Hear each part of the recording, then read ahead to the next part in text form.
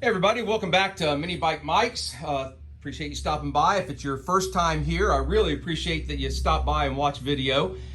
So this video is a long time coming. It's finally doing a follow-up on the two Honda CT70 clone bikes that I bought back in June. Honda quit producing the CT70 after the 1994 model, and they let the patent run out at the end of 1999. And so starting in the early 2000s, a couple Chinese companies started making the clones of the bikes, and then it grew and there's a few more. Well, currently there are two companies that kind of seem like they have the most popular models on the market, and you have one of each of these. The red bike is a 2022 Amigo Rocky. The black bike, I'm actually in the process of transforming it to make a replica of a 78 CT70, but it is actually a 2022 Icebear Champion. And I've got videos on both bikes when I bought them, uncrated them. We made some videos riding them and then making some modifications to them. And you can go back on my channel and find those videos if you'd like. Today's video is a wrap up, going to give you the good, the bad, the ugly, basically my 2 cents, my opinion on the two bikes. And at the very end of the video, you're going to twist my arm and I'm going to tell you which one I would pick if I were if I only got to choose one of the two, which one I would pick. Before we jump into all this, I think there's three things, that we need that I would consider when purchasing one of these bikes. The first thing would probably be price. Compare the price between the two. The next thing I would look at is, if I bought it brand new, would be the customer service after the purchase. I'll look at the dealership. And then the third thing is maybe the options or the features that each bike come with. So let's start with talking about price. The black bike is like I said, is a 2022 Icebear Champion. I purchased it from a place called Cajun Mad Dogs, and I bought it at $1,400. Now I got it at the last go round before they increased the price to $1,500. If you were to go buy that bike today, I think it would be $1,500. Now, the good thing about that is there's no other, they don't add on any other additional fees. The $1,500 is the cost. Basically, I think it's $1,000 for the bike, or maybe $1,100 for the bike, and like $400 for the shipping and handling and paperwork and all that. And that's it. That's all you pay, or that's all I paid anyway. Now, the red bike came from a place called Affordable ATV in Arlington, Texas, and it was listed on their website. I bought both bikes just online. It was listed on their website for $18.99, if I'm not mistaken. But by the time we got done adding all their fees and for paperwork and this and that, and they actually hit me with shipping, which upset me a little bit because it was twice on their website it said had free shipping. And we had to negotiate a shipping charge, and at one point I wasn't sure I was actually even going to receive the bike, but we worked out a deal and I got it. Excuse me.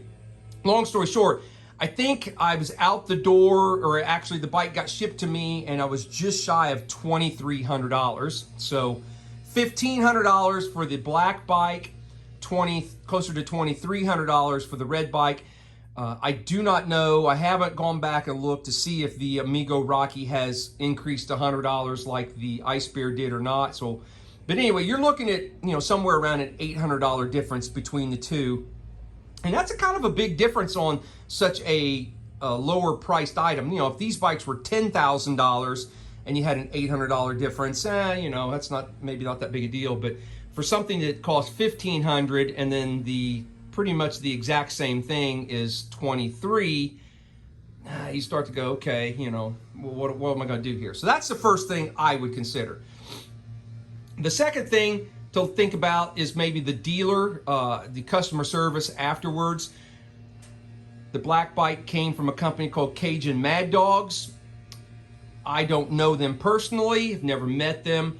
I've spoken with them online a couple times, but I will say this, they seem like they're a legit place. They're not scammers, they're not trying to rip you off. They're just guys trying to make a living, make a profit, selling mini bikes and motorcycles and scooters and so forth. And they actually have a pretty strong presence online. There are multiple Facebook pages for these clone bikes, and the guys at Cajun Mad Dogs are right there with you. I mean, they're posting, on a regular basis, and you get to see them, and they're up front and so forth. But anyway, so that to me means something. I never had any service issue with my bike, but I've seen online guys who did have issues, through shipping or whatever, or parts that were broken or something, and Cajun seemed to have taken care of them right away. Now, the red bike, like I said, came from Affordable ATV, and because I got off to kind of a rough start with them over that shipping issue, I don't know if I'm being biased toward them or not, but I kind of looked them up a little bit at the time a few months ago when I bought the bike, and I'm not aware that they have a online presence on any of the Facebook pages, unless it's one of the employees that works there, and I'm not aware that that person works for them. I'm not saying they're bad company and you shouldn't buy from them, but if you have an issue, I don't have anything to fall back on to say, okay, yeah, they took care of this or they took care of that. They may very well, but I just like the presence that Cajun Mad Dogs has online. The other thing you need to think about when you're purchasing one of these is maybe the options that each one has, or the features. The biggest difference between the two bikes, because they ride really similar, they have the same cc engine, 125 cc engine, they're both 4 speeds. Really the only difference between the two is the black bike has a semi-automatic transmission, 4-speed transmission, meaning it does not have a hand clutch. The red bike has a manual transmission with a clutch, and it's the traditional 1 down, 3 up gearing. And I know that there are people out there that really prefer that, having the manual transmission and the clutch. So they may lean more toward the Amigo. But I will throw this out there. There are videos on YouTube and so forth of guys who've taken the Icebear semi-automatic and pulled the clutch basket and put a manual clutch in it. And so it can be done. Now, I don't know exactly what that cost. The other option is you could go on eBay or Amazon or someplace and buy a manual transmission 125 cc engine and just swap out the whole engine and get a manual transmission and still be, and that's going to cost you about $300. So you're still going to be $500 ahead over buying the Rocky. The other difference between them is the Icebear, the black bike, is not California compliant.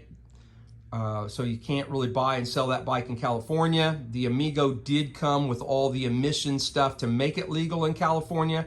So if you live there, that was going to be something you need to consider. Now, as soon as I got the red bike, I pulled all that emission stuff off. I'm not in California, so I didn't need it. So I simplify it. It just makes the bike look better, and it, just simplified it. But that's a difference. A minor difference between the two is how the headlight's powered. The Icebear, the headlight's powered by AC through the stator, which means that at idle, the headlight may dim or even flicker a little bit. Some guys don't like that. The Amigo the headlight's powered by DC, so the brightness of the headlight is powered by the battery, so it stays consistent the whole time. Now, myself and a few other guys do have videos on YouTube on the Icebear on how to swap the wiring to make the headlight run off of DC if you don't like it dimming at idle. So it can be done, and it's actually pretty simple. Probably the last thing, the difference between the two is just aesthetics. The Icebear comes with chrome handlebars and so forth, and silver parts, kind of more of like a traditional CT70 had. The Amigo Rocky, as you can see, comes with a blacked out exhaust. The forks are blacked out, the handlebars are blacked out. So some people may not like that. The Icebear comes with just horrible looking decals, and that's one of the reasons why I stripped it down and gonna maybe turn it into a replica of something else. The decals on the Icebear I didn't particularly care for at all. The Amigo has the stripe logo type thing, kind of like a K0 CT70 had. It's not as bad. I don't like it that it says Amigo, but I don't know what else it would say. Obviously can't say Honda, but so that's the differences between them, and the things that I think you need to consider. The price, the service afterwards, and then, you know, manual transmissions and those sorts of things. What to expect if you buy one of these bikes. They both come in a crate. The Icebear, I don't like the way it was crated. They took the front tire off of it, and the crate has a little bracket that the front axle bolt runs through to hold the forks in place. Well, that little bracket it's too narrow, and it doesn't support the bolt the whole width of the ends between the axles. So some people have complained about axles being bent. Almost all of us are missing the axle nut when you get it. Luckily, I had one around. But there again, that's where Cajun Mad Dog took care of everybody. And if you are missing the nut, or if you have a bent axle, they seem to, you know, jump right on it and send you a new one, which is kind of a bummer. It means you got to wait a few more days before you can put your bike together. But at least they take care of you on that. The Rocky comes with all the tires and everything on it. Had to put the handlebars, maybe. I can't remember all what I did. You'd have to go back and look at the videos. The Rocky had a few assembly issues. I had an air leak between the carb and the intake because they put the little insulator in upside down. You're going to have to tinker with these bikes a little bit. If you're afraid to turn a wrench, you might kind of stay away. But if you're, you know, mechanically adept at all, just even a little bit, they're pretty easy to do. I would probably recommend either swapping out the carburetor. Actually, the Rocky, I have the original carburetor still on it, and it's running pretty good. Both carburetors have a little black plastic plug that covers up the air mixture screw. They really don't want you messing with that. But if you take a little pick and pick that plug out, and so that you can adjust the air mixture screw, you can actually tune them in for whatever altitude you're at, and they'll run pretty decent. But I changed the carburetor on the Icebear immediately, and that made a huge difference. But they both come geared pretty low. I changed the front sprocket on the engine on both of them, go to a bigger tube, more teeth on it, just to kind of make it not so low end. When you first get the bike, first gear will seem worthless, useless, and you'll almost start off in second.